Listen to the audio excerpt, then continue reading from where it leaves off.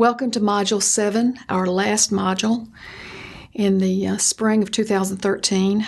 But before I get into covering Module 7, which is kind of an exciting module, it's about family systems, I want to, first of all, thank all of you who have been so diligent in making the initial deadline for your posts in the discussion area, and for your really thoughtful contributions in that area. I have learned from you, as I always do, and I hope that you have learned and considered this class meaningful to you, because one of the first objectives in the syllabus is that you realize some growth as you go through the module. So thank you so much. I have a great deal of gratitude for all the work you've done. So let's jump right into first the change in the dates surrounding this module. When I first created the content and assignment schedule, I had the date ending before the semester ended because I was leaving room for some recap and possible work on a final.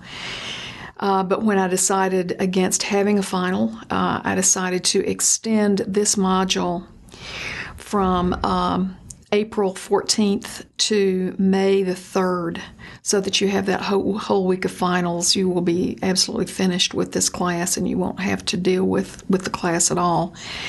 So actually, we have quite a nice span of time to cover family systems, and that's really good because we have about 5 different theories to cover in family systems. So you have one initial post deadline, and that is going to be on the 17th of April. The course opens on the 14th, and it will be on the first deadline. The first post needs to have been made by the 17th, and you will also need to post in different areas in order to receive the full credit, the maximum credit from posts in the discussion area. And this is all in your discussions and study document in D2L in the content section. So that's the first thing I wanted to bring to your attention. I have changed the content and assignment schedule out of Module 1, so if you want to go back and look at it just to be sure, it's there with the change of the time for Module 7. So with that, let's go ahead and get into what we're going to cover, actually, in this module. As you see the date there, April 14th through May 3rd. And we are covering only selected systems theories, family systems theories. And they're the ones that we're studying. Why did we study those? Well, there had to be a cut somewhere, and so I just made some decisions on where to cut, mostly on the family systems side. The objectives of the module have to do with the 4th objective that's written in your syllabus, and that is that you study these theories and you learn the founders, the key concepts, the multicultural considerations, the approaches of the counselor, and that sort of thing. So we're still reaching those objectives that we established at the very beginning. Now, your D2L content is a little lengthier in this because one of the things I figured that we should study first, and you'll find in your D2L content right after your directions for study document, is an ecological systems model of human development that was established by Urie Bronfenbrenner. And I will go over that in more detail in this video because there's quite a bit of basis there in Bronfenbrenner's ecological systems model of human development that a lot of these family systems models will refer back to or are based on, I believe. So there are 3 hyperlinks in D2L that have to do with Bronfenbrenner's system. One is just an image that I'll show you in just a few minutes in the video here that clarifies his model. The others are definitions of the different systems within his model. So we'll go over that. There are 2 PowerPoint presentations in the D2L content. This PowerPoint that you're seeing along with this introductory video is one of them. And then there is a PowerPoint presentation on the selected models of psychotherapy for families that we're going to study in the module. And I'm very excited to say there is in this module an interview between me and Dr. James Bitter. Dr. Bitter is one of the instructors in the counseling department here at ETSU. And not only are we very, very lucky to have him at ETSU, we're extremely lucky to have him in an interview in this module because he has written books on family therapy and is nationally recognized as an expert in Adlerian family therapy. So there's a video. It's a little bit lengthy. That's another reason I extended the time on the module rather than adding something else in. So you might want to take it in doses. But it's a great interview, and I promise you there will be some things from that interview that will be included on the assessment. So not only because it's a good interview from his standpoint, but it's also, on the assessment. So you'll want to really cover all of that. There's in D2L also, from Jim Bitter's work, an overview of the models. That's a chart. I think it's a Word document. It has a chart in it of the models of contemporary family therapy from Jim Bitter's standpoint. And he also has allowed us to use a comparison of family versus individual therapy. That's a Word document that's also in D2L. And then there, from him, I think it's really, really timely that it's in this last module. From him, there are notes on going forward as a therapist, whether it's a family therapist or an individual therapist or group, some notes from Jim on going forward. So some administrative notes that I would want to be sure we covered here in the introductory video, which is going to be relatively short. Obviously, we talked about the initial post being due on the 17th of April, and that there are posts required in all 3 of the topic areas before you can get maximum credit. This is just like the requirement that we had in Module 6 on having posts in 3 different areas in the discussion area. So the 3 areas in the discussion topics are Bronfenbrenner's model, and there's group assignments there. And then on the 4 therapy groupings, and there are specific group assignments there. And then there is also a discussion area for Dr. Bitter's video. So that brings us to the Module 7 assessment. It's going to be on May 2nd and 3rd, so there it is the week before you start your final exams in other courses. The assessment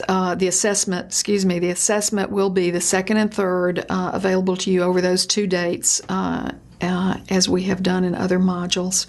This is a revised date. This date was not May 2nd and 3rd as it was set up originally in your documents that give you the dates and the content and assignment schedule. So really make a note of that May 2nd and 3rd is your Module 7 assessment dates.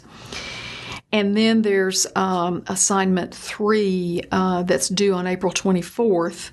And you already saw a brief video and some explanation of assignment 3, so I won't go into that here. So let's go over some highlights of this model. First of all, for Bronfenbrenner's Ecological Systems Model of Human Development, I would want you to be sure and have access to the chart. So what you see on the screen right now is Bronfenbrenner's ecological systems theory. and it's a model of human growth and development. And basically, it is broken down into 5 spheres or 5 systems within the system. And the first one is the microsystem, and this refers to the immediate surroundings of the individual, like family, peers, the school environment, the neighborhood, and that sort of thing.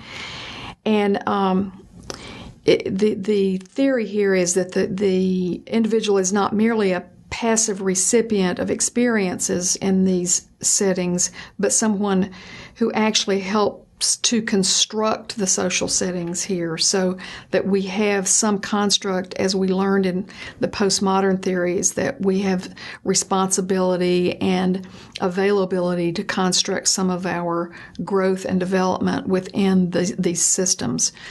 The next system is called the mesosystem, and this refers to the relations between the different microsystems. For instance, you might have connections between family experiences at school and school experiences. Some of your extended family or biological family may be involved in some of your school activities. So those systems that work within those 2 systems is really an example of the mesosystem. Children whose parents have rejected them, in this case, may have difficulty developing positive relations with other systems like their friends and their peers. So the microsystem and the other systems actually work together. So that mesosystem is the space between the different microsystems.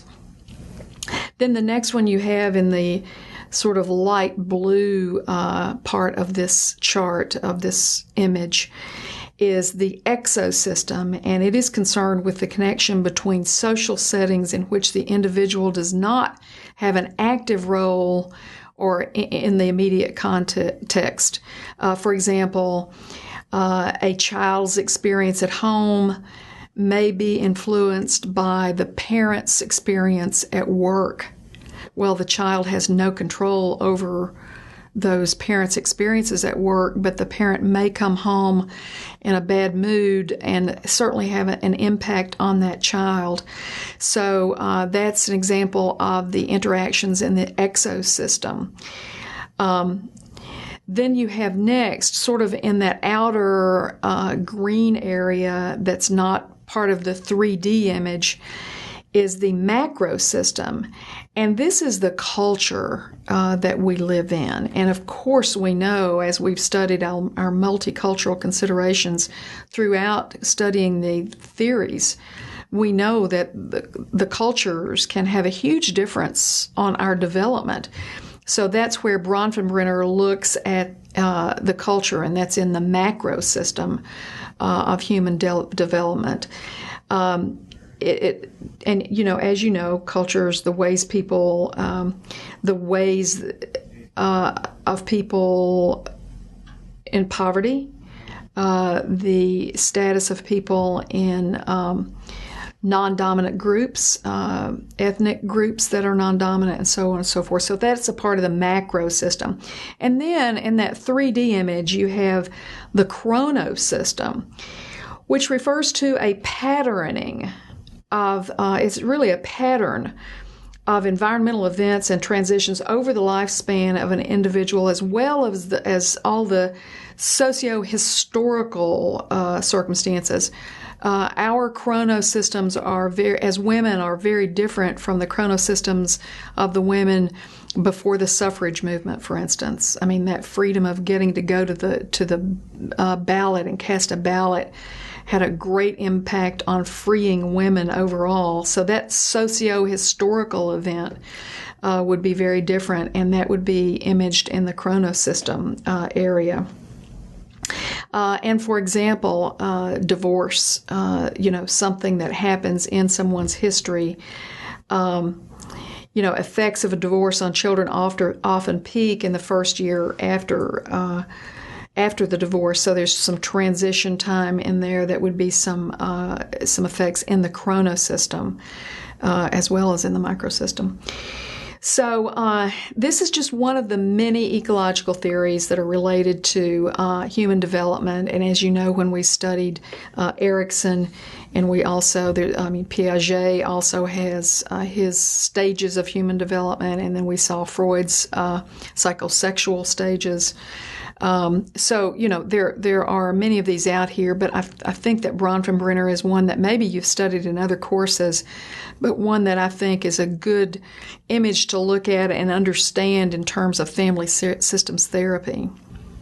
So, in your discussion area, in the first topic, which is Bronfenbrenner's ecological systems model of human development, you will have different assignments by group as to which of those I explained the chronosystem, but then the other 4 are assigned per group as to you're having a discussion about that particular sphere or system within Bronfenbrenner's system.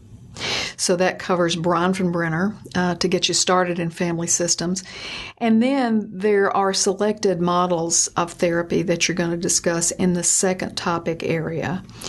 And the ones that I have not covered here are strategic family therapy, psychodynamic family therapy, object relations, cognitive behavioral, feminist narrative, solution focus. There's several, but these are a few that have not been covered. But what is covered is Adlerian is heavily covered because the video is about Adlerian. There's Virginia Satera's conjoint therapy, some structural therapy, multigenerational therapy, and experiential therapy with Carl Whittaker. So I'm going to go over those in just a slight bit of detail when we finish the next chart. And the next chart obviously brings us to our multicultural considerations. One of the important things I think on this slide is about the 4th or 5th one down, and that's the sexual orientation playing an increasingly larger role in families.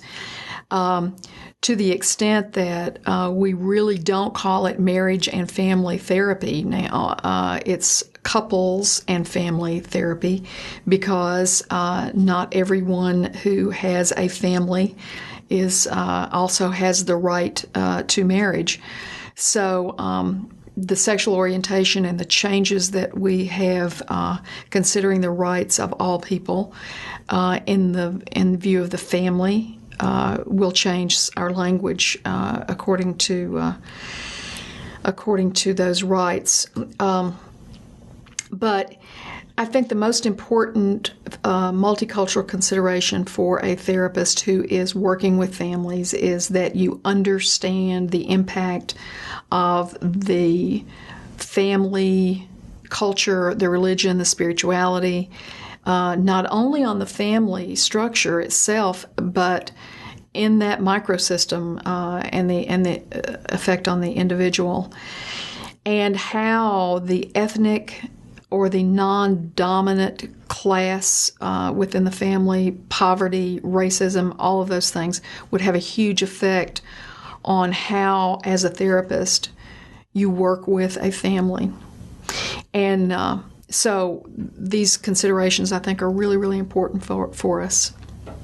So now what I'd like us to look at is the presentation, the PowerPoint presentation you have in D2L Content that's entitled Selected Models of Psychotherapy for Families. And we're going to just quickly go through some of these things. Now, this does not take the place, obviously, of your studying through the PowerPoint, looking at the notes section in each of the slides, and taking it to the discussion area.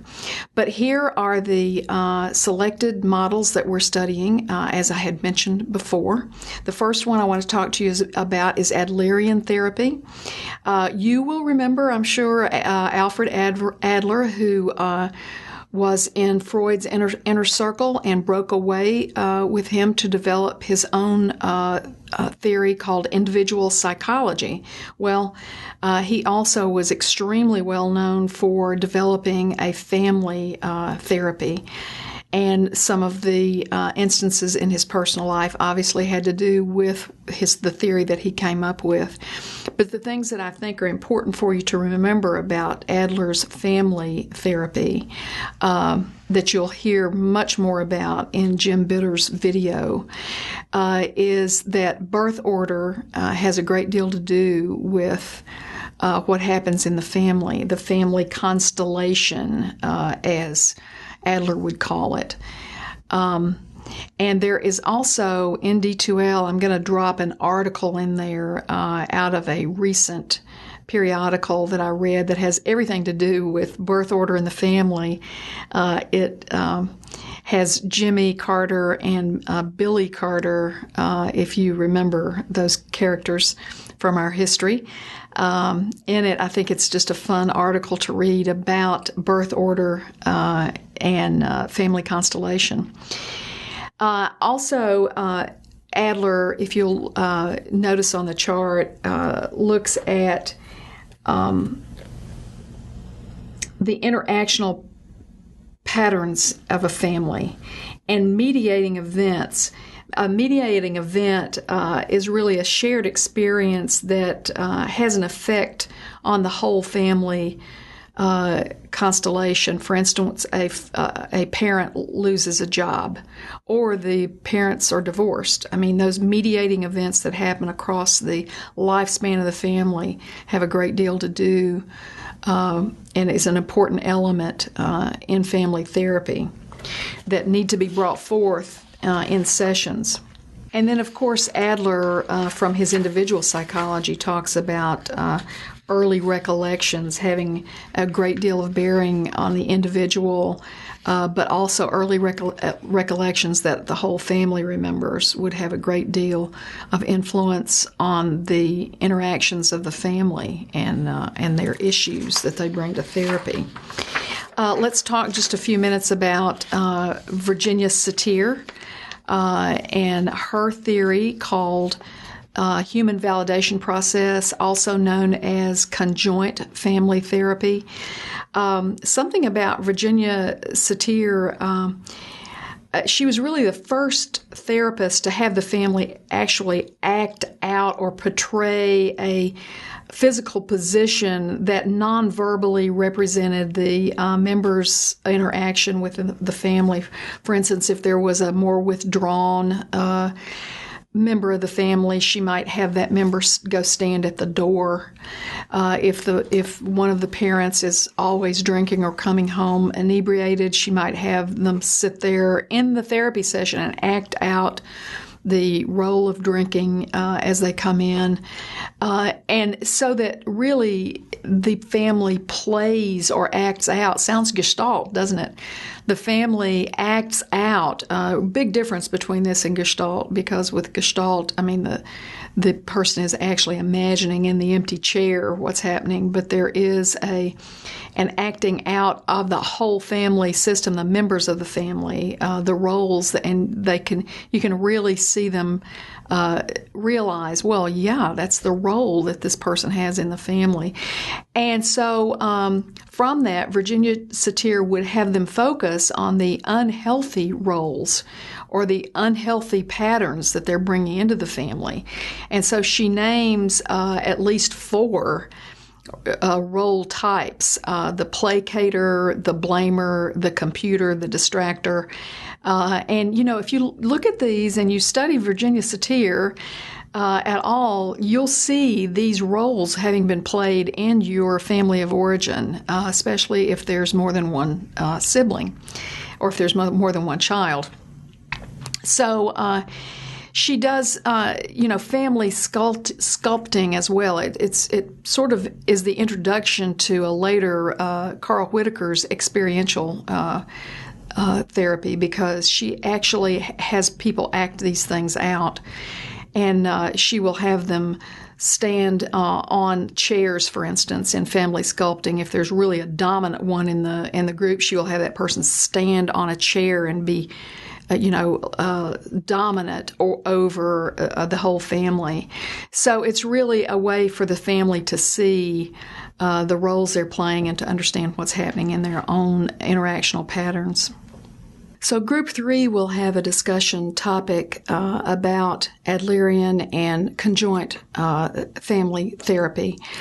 And then this moves us to Salvador Minuchin's structural family therapy, in which there is some, the things that I would want you to remember about, especially about Minuchin, who I have seen, by the way, in a conference and is pretty amazing. He's an older Argentinian man and sort of presents himself as a grandpa in family sessions, but he's pretty amazing.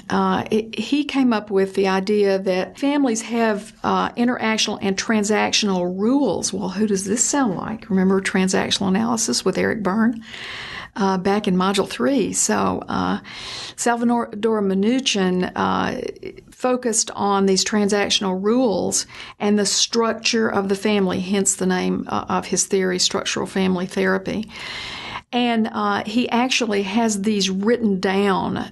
He will map them. It's a mapping process where the transactions of the interactions will be laid down on a piece of paper, and it's done with the family in the family session. And his issue is that the structural changes, or not his issue, his approach is that structural changes must occur within the system before any individual symptoms can be reduced or eliminated, and before the symptoms that are dysfunctional in the family itself can be reduced or eliminated. So he does mapping and restructuring of those transactional rules. And there are other people who are famous in structural family therapy, but the founder of it was Salvador Minuchin. So let's see. I believe that Group 2 has structural family therapy, and of course we're all going to be reading each other's posts, so we learn enough about this to at least introduce us to it and get us through the assessment. The next one is multigenerational family therapy. Murray Bowen is most associated with multigenerational family therapy. And this therapy is so well known for the genograms. There's a genogram in the PowerPoint that you have on your selected models of family therapy. And in fact, the genogram that is there is between Eleanor and Franklin D. Roosevelt. And you see that they were, I think, fifth cousins once removed, whatever that means. But anyway, that genogram is of their family. Now, in a genogram, you want to lean over and use a little bit of Minuchin's theory as well.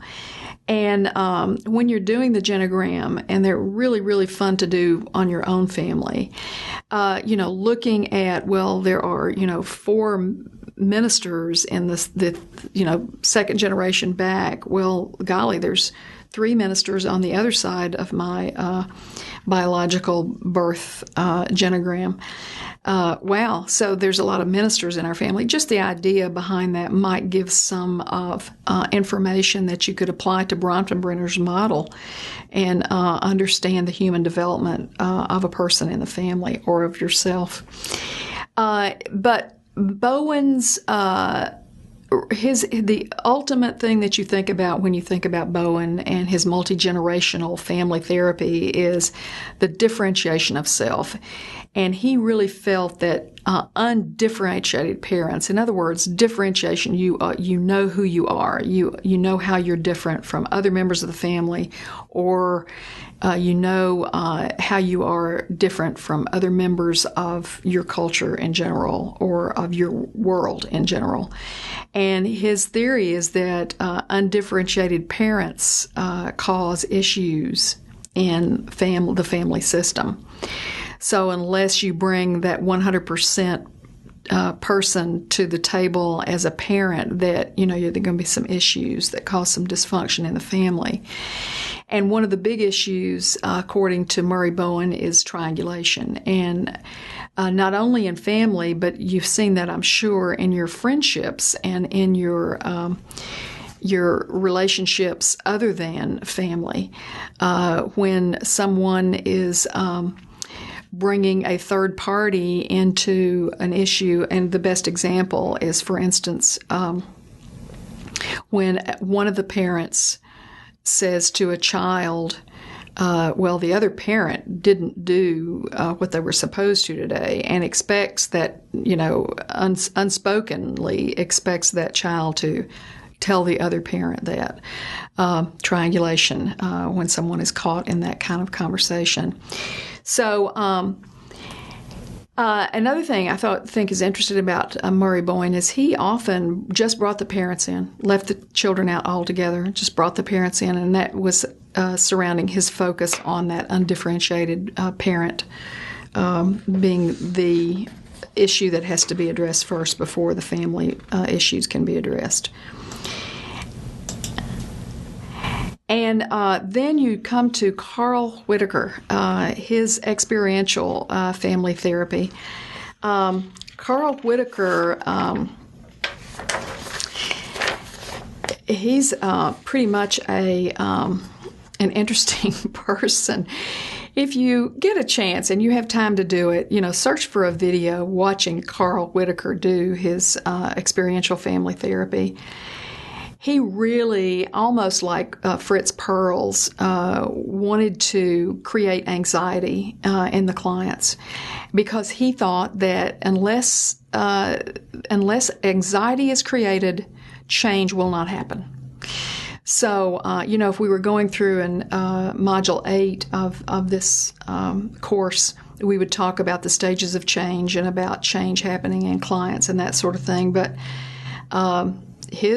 Whittaker's idea was, unless somebody really gets uncomfortable and you get them out of their comfort zone, they're not going to change. So he created those anxious moments in therapy, in the session with the family, and believed that if they were having problems, that the problems were just a symptom or the front for the family's larger stresses. So he literally invaded the family. I mean, he would really cause a lot of anxiety in the family session. He thought this was very necessary in order to break the rules that had solidified over time. Now, he said he really didn't have a theory, but his approach was strongly influenced, I think, by Gestalt, by the humanistic processes, and how humanistic looked at pathology. I think was pretty important to Carl Whittaker. And let's see which group has Carl Whittaker. Experiential is Group 4. So let's be sure and read Group 4's posts on Carl Whittaker. Then, of course, the last topic of your discussion area and the last portion of the learning is all about the interview with Jim Bitter. And what I've done is I've taken specific things that Bitter has said in the interview and asked you to discuss those portions. So each group's going to have a little bit different discussion area about the video, but it'll be necessary for you to watch the whole video. And, you have an extended time on Module 7 to do that, breaking it up in parts and not having to watch it at all one sitting. So that ends the Module 7 introductory video. I hope that you really, really enjoy this module. Many of you may look into becoming a family therapist, couples and family therapist. It can be very rewarding. It can also be very, very frustrating. Because just the sheer stance of having you as the therapist in the room with more than one other person is a huge change. I have done some couples therapy, and I have done family therapy. And it is not my therapy of choice to practice because I really, really want to get into more existential, individual growth of a client. So that is my selected theory. You have turned in your selected theories with your New Krug assignment earlier. And I wish you a very, very happy summer. And again, want to thank you for all the effort you have put into this class. You've been a wonderful, wonderful class. Thanks.